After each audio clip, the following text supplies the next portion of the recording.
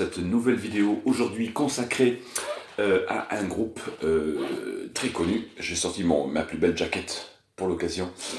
AC/DC, vous l'aurez compris, vidéo hard rock aujourd'hui. Donc, on commence tout de suite par ce groupe légendaire qui démarre en 1973 avec une première formation dont le chanteur, le premier bassiste et le premier batteur seront rapidement oubliés, pour inclure donc les frères Malcolm Young à la guitare rythmique, Angus Young à la lead guitare, Phil Rudd à la batterie, Mark Evans, et oui, le premier bassiste, et Bon Scott qui arrivera donc dès fin 74, début 75, avec un premier album qui s'appellera High Voltage.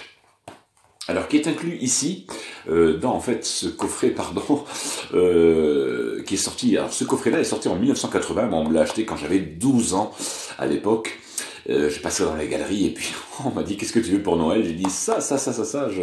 J'ai vu ces lettres AC/DC en rouge brillant. Ça sortait juste après Back in Black, donc forcément j'ai voulu acheter celui-ci. Et donc le premier album, il est ici, High Voltage, 1976, Dirty Deeds Done Dirt Cheap de la même année, qui sortira en fin d'année, et Power Age, qui est le 4e album.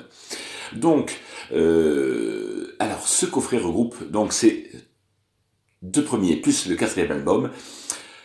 Et l'originalité, c'est que ces albums sortent en pochette carton, tout simplement, en inner sleeve, cartonné, classique. Voilà, alors ça se présente comme ceci. Alors c'est un album évidemment, aujourd'hui les protagonistes eux-mêmes n'aiment pas trop le fait qu'on les catalogue heavy metal, hard rock compagnie. C'est du rock survitaminé avec high voltage bien évidemment dessus, des titres bluesy à souhait. C'est leur premier album qui sortira en version européenne, puisque en Australie donc d'autres versions sortiront de cet album, mais en Europe en 76 sort celui-ci qui est un classique enregistré dans les studios donc Albert en Australie, puisque ce sont des Anglais immigrés en Australie et qui enregistreront sous la coupelle du grand frère George Young, qui avait un célèbre groupe dans les années 60 qui s'appelait les Easy Beats, et qui donc influencera ses petits frères Malcolm et Angus, qui seront influencés eux-mêmes par Muddy Waters, John Newker, B.B. King, les grands noms du blues noir américain, et qui leur donneront envie tout simplement de faire de la bonne musique, et qui donneront donc ce célèbre groupe. Deuxième album, Dirty Deeds Done Dirt Cheap. Alors évidemment, dessus, vous avez des titres comme Love at First Feel, Big Balls, Problem Child, Ride On, un célèbre blues, avec ce chanteur Bon Scott, évidemment, qui était à la base leur roadie, leur chauffeur de bus. Et puis un soir de fin 74-75, une discussion se crée justement au fond du bus avec Malcolm et Angus. Ils en ont marre de leur première mouture de musiciens qui sont pas très convaincants. Et Bon Scott leur dit « mais moi aussi je suis chanteur, donc je peux chanter avec vous. » Et donc, voilà, il fera un essai convaincant. Et sortiront donc ces deux fabuleux albums, High Voltage et Dirty Deeds Done Dirt Cheap en 1976. Incontournable disque du rock. Anglais, australo, comme vous voulez. En tout cas, pièce incontournable du rock de cette époque-là. Ensuite, viendra en 1977 ce qu'on va appeler leur premier chef-d'œuvre. Les fans de la première heure, qui aiment évidemment Bon Scott comme moi, vont trouver ce disque d'une violence, d'une efficacité, d'une puissance redoutable. C'est juste ni plus ni moins que Let There Be Rock. Let There Be Rock sort en 1977. Cet album donc comprend la première formation. Je le répète, donc Malcolm et Angus Young aux guitares, Mark Evans à la basse, Bon Scott évidemment au chant et Phil Rudd à la batterie. Là, vous avez donc, évidemment ce sont des pressions d'origine que je vous présente là. Un morceau, un blues incontournable disparaîtra des rééditions actuelles. Si vous allez aujourd'hui à la Fnac acheter ce disque, vous ne trouverez plus ce deuxième titre ici qui s'appelle Crabody in Blue, qui est un blues légendaire d'AC/DC, avec cette fameuse voix de Bon Scott chaude, alors d'une d'une beauté, d'une mélancolie. Seul Bon Scott avait cette faculté à pouvoir transmettre cette émotion dans cette voix. Brian Johnson n'y parviendra pas par la suite. Il aura d'autres charmes, il y aura d'autres richesses, mais ça sera quand même plus pauvre que Bon Scott. Cet album-là, lui, d'origine, comprend ce blues légendaire, donc Let There Be Rock, jetez-vous dessus, c'est un album incontournable, premier chef-d'œuvre d'ACDC en tout cas, 1977. Ensuite, va venir donc le 4e album qui est inclus dans le coffret que je viens de vous présenter, qui est sorti en 1980, mais cet album-là sort en 1978, c'est Power Age. Ça, c'est l'album préféré de Keith Richards, ni plus ni moins, guitariste des Rolling Stones, qu'on ne présente plus. Alors dessus, vous avez évidemment Rock'n'Roll Damnation. Alors, de mémoire évidemment, Kicked in the Teeth, Cold Hearted Man, qui disparaîtra également des rééditions d'aujourd'hui, ça c'est un grand classique, hein. Give Me a Bullet, Down Payment Blues, Riff Raff, qui sont des titres incontournables de ce groupe. Alors là, tout ça est enregistré évidemment au studio Albert à Sydney en Australie. Les frères Young et Bon Scott, d'ailleurs, vont commencer au bout de ce 4e album à se dire, mon Dieu, on a besoin quand même de... Il commence à avoir on va dire une aura en Europe. Il tourne en Angleterre dès 76, hein, il revient en Angleterre, il commence à tourner dans les clubs à Londres, les punks vont adorer ce groupe, qui revient donc à la base aux 3 accords de guitare, à un rock très puissant, très dynamique, très énergique. Et les frères Young vont un petit peu se plaindre du son de Phil Rudd, qui est un petit peu, bon, c'est bien Georgin, le grand frère, les frères Vanda en Australie, dans les studios Albert à Sydney, c'est bien beau tout ça, mais ça manque de puissance le son, il manque un petit quelque chose, il manque une aura, bon, on va y venir tout doucement, mais en attendant, va sortir ce qu'on peut appeler le plus grand, en tout cas des plus grands disques de hard rock de tous les temps, live, en concert, enregistré durant la tournée 77-78. Le voici. If You Want Blood, You've Got It. Une tuerie ce disque. Un live à mettre aux côtés du Made in Japan de Deep Purple, à mettre aux côtés de Get Your Ears Out des Rolling Stones, du Live at Leeds des Who. Voilà un album d'une puissance, encore une fois, d'une énergie, rien que la pochette déjà, on voit la guitare qui rentre dans le ventre, dans l'estomac d'Angus Young, évidemment pour de faux, avec le recto verso, et cette guitare qui rentre dans le dos, le manche dans le dos d'Angus. Cet album est juste un incontournable du hard rock, bien sûr. Tout ça encore produit par le frère Young, les frères Vanda et Young. Tournée 77-78. If You Want Blood, You've Got It.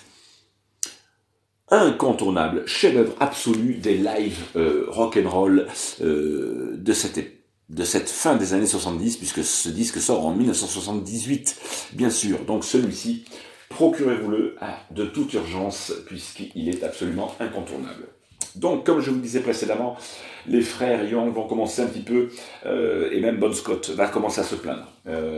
Parce que le son, c'est pas encore ça. On a une estime en Europe, on a une aura en France, en Angleterre, en Allemagne, dans tous les pays, mais il nous manque encore une reconnaissance mondiale totale. Donc, on change de producteur. Ils sont en Angleterre depuis 76, ils sont revenus.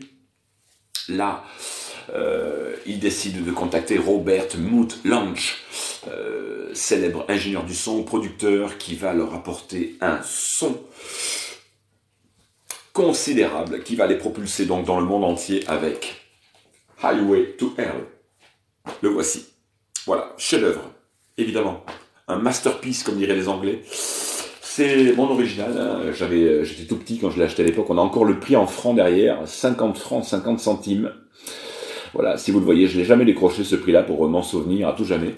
Alors, ce sont des albums que j'ai achetés, moi, qu'on me donnait. On me donnait l'argent à l'époque, j'étais tout petit, donc j'avais 12 ans, 13 ans, on a acheté ça en 1980. puisqu'en France on a découvert vraiment AC/DC avec cet album-là. Faut pas se mentir, hein, avant cette période-là, très peu de gens connaissaient AC/DC en France en tout cas. On a découvert ça par Rock and Folk, des magazines qui s'appelaient Best. On n'était pas à l'époque d'Internet, hein, on n'avait pas de téléphone portable, pas d'Internet, pas d'ordinateur. Donc tout ça, c'était la presse musicale.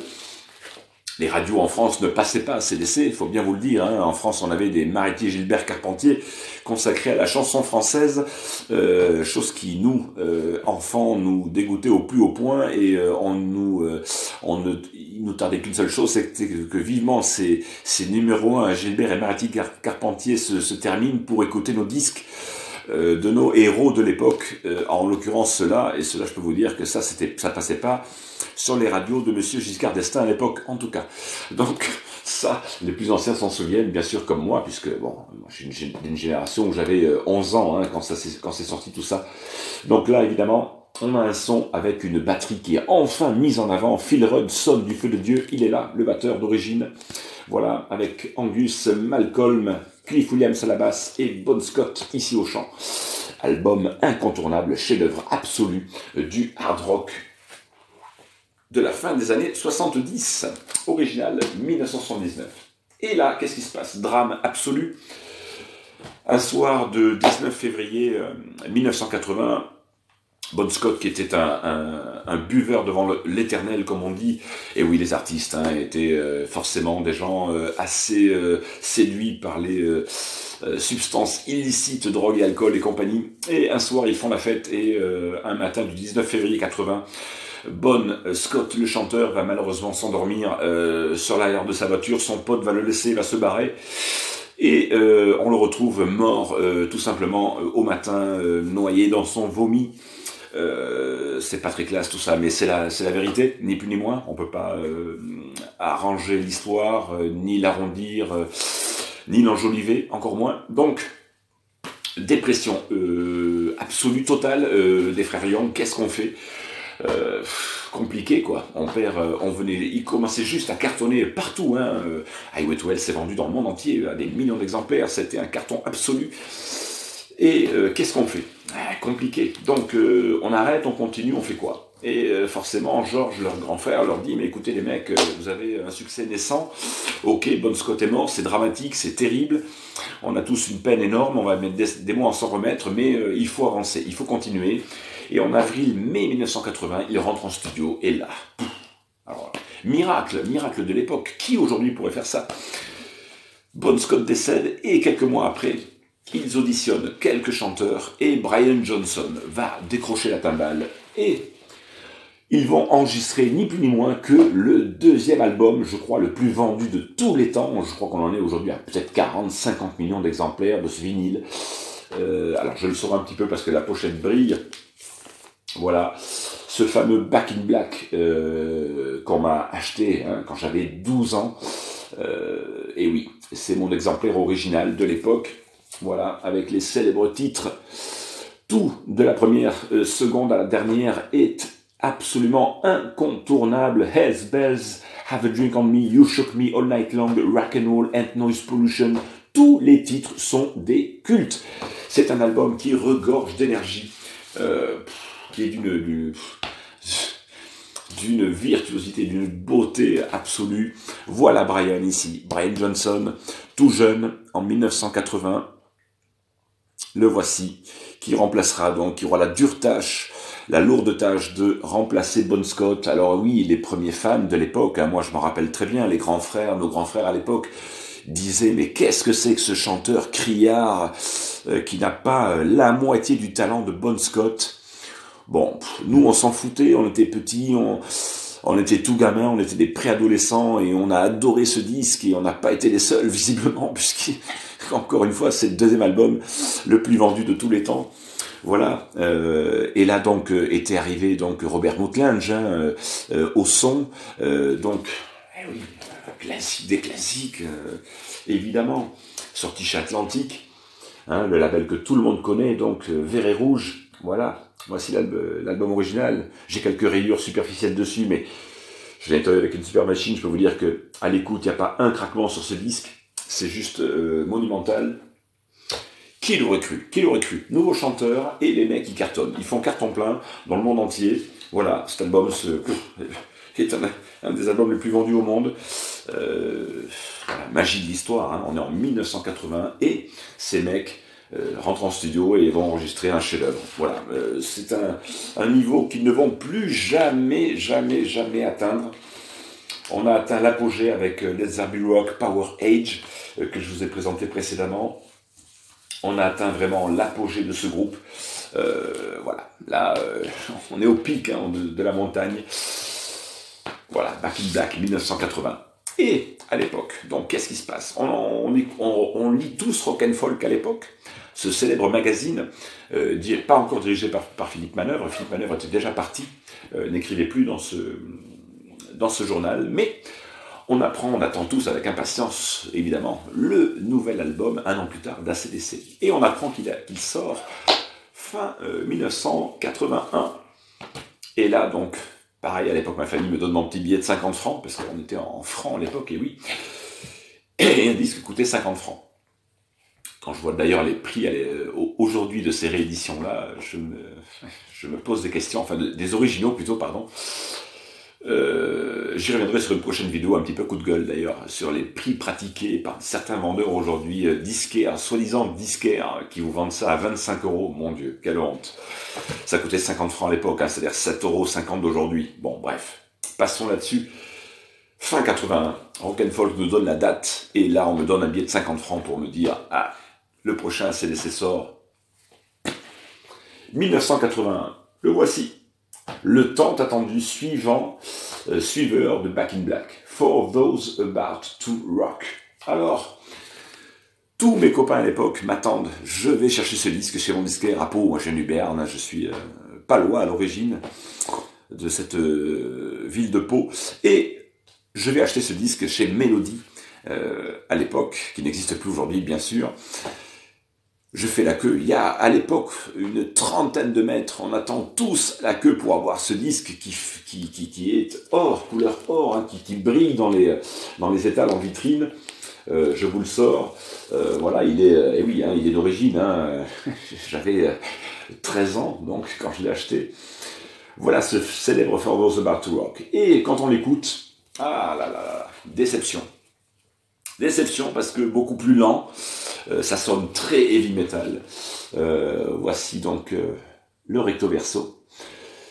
Oui, c'est plus lent au niveau du rythme. On est tombé après un tel pic, une telle, je dirais un tel niveau sur Highway to Hell et Back in Black que on ne fait que tomber un petit peu. Et pourtant, avec le recul, j'adore ce disque. Je le trouve sublime parce que on a toujours la mouture d'origine. Hein. Alors, sauf Mark Evans, le bassiste qui est parti après Let There Be Rock et qui a été remplacé par Cliff Williams. Mais tous les gamins de notre époque, on était évidemment, on avait tous ce disque ouvert dans nos chambres, posé sur le bureau, voilà, pour admirer nos héros. Voilà, tout simplement. Voilà, on avait ça ouvert pendant des années. Je l'ai bien nettoyé depuis, hein, parce qu'il était plein de poussière. Donc, mais voilà, première photo de ces tournées avec Brian Johnson, hein, qui lève les bras en l'air en signe de grande victoire. Et oui, ce disque nous déçoit aux premières écoutes. Mais voilà. Comment voulez-vous qu'on fasse un album d'un aussi haut niveau que Back in Black, que Highway to Hell, que Let There Be Rock? C'était très difficile, très compliqué pour eux. Ils ne diront pas la suite dans les interviews. Ça a été très compliqué.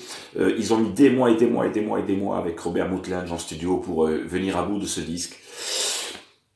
Très compliqué pour un groupe comme ça. Quand on a fait des albums, des chefs-d'œuvre tels que les groupes, que les noms que je viens de vous citer, très difficile d'arriver à un tel niveau. Donc voilà, on tombe un petit peu, mais ça reste quand même encore un très bon disque d'ACDC. On était en 1981. Il faudra attendre 2 ans, 1983, pour que Flick of the Switch, l'album blanc, sorte. Je l'ai en CD, je ne l'ai pas en vinyle, donc je ne vous le présenterai pas ici. Tout simplement parce que c'est un très bon album. Excusez-moi pour la voix un petit peu rayée, je suis un petit peu malade, j'ai une bronchite en ce moment, donc j'ai une voix un petit peu cassée. Mais donc cet album-là est très symbolique. Pourquoi? Parce que Phil Rudd en studio, va se friter un petit peu avec Malcolm. Il y a une sombre histoire un petit peu, ils sont un petit peu défoncés en studio, ils ont un petit peu trop bu. Phil Rudd a chauffé d'un peu trop près une cousine, ça s'est dragouillé un petit peu, Malcolm n'est pas content du tout. Ça se fight un petit peu en studio. Et Phil Rudd claque la porte, se quitte le groupe, et là, boum, vont sortir des albums merdiques, d'une nullité sans nom. Par la suite, je pense à Fly on the Wall, Blow Up Your Video, ce genre de daube absolue, alors qu'on avait atteint un tel niveau avec Back in Back, Highway to Hell, Derby Rock, Power Age. Malheureusement, voilà, Phil Rudd s'en va, donc il est remplacé par un batteur qui s'appelle Simon Wright, qui est un bon batteur au demeurant, hein, mais voilà, batteur, bûcheron, sans aucun feeling, qui n'arriveront jamais à tenir le niveau de Phil, qui avait un feeling très particulier, une frappe très particulière à la batterie. Jamais on n'aura atteindre ça. D'ailleurs, les musiciens eux-mêmes ne s'y tromperont pas. En tournée, aucun de ces morceaux, d'ailleurs de ces albums, ne seront joués en concert. Parce qu'en Europe, voilà, ça ne marche plus. Hein, les ventes de disques s'effondrent. AC/DC ne vend plus de disques en France. À partir de 85, personne n'écoute, je peux vous dire. Moi, je suis un adolescent de 16-17 ans. On n'écoute plus du tout ce groupe à cette époque-là, parce que les fans se sont détournés, se sont tournés vers d'autres groupes, tels que Def Leppard, ce genre de trucs.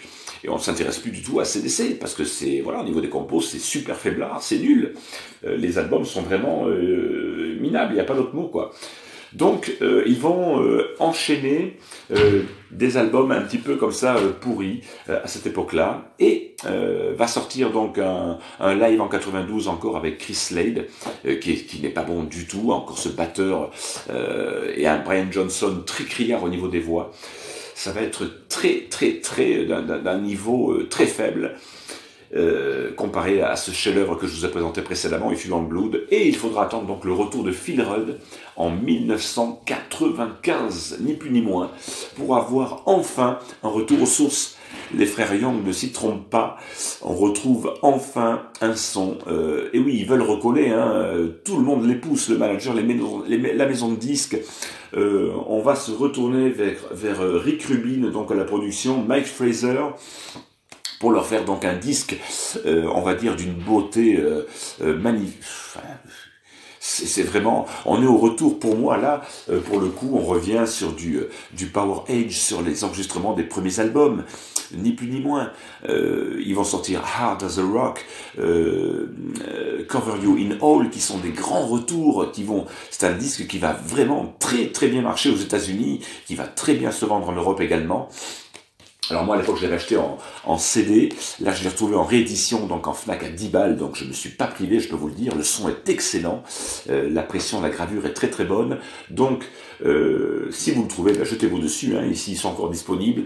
Là ça marque vraiment le grand retour d'AC/DC, grande période, ça nous rappelle évidemment, hein, tout de suite, hein, on pense à Dirty Deeds, Dumb Dirt Cheap de 76, à Power Age, on retrouve ce côté bluesy rock, ils ont laissé tomber ce côté heavy metal qui les a desservis pendant toute cette fin d'années 80 et début des années 90, qui ont fait que les fans se sont totalement détournés de ce groupe, et là enfin on retrouve, et ils récupèrent Phil Rudd, et ils se sont dit, bon ben voilà, il faut récupérer le batteur d'origine, parce que c'est avec lui que ça sonne, hein, donc voilà, là ils le diront eux-mêmes dans les interviews de toute façon.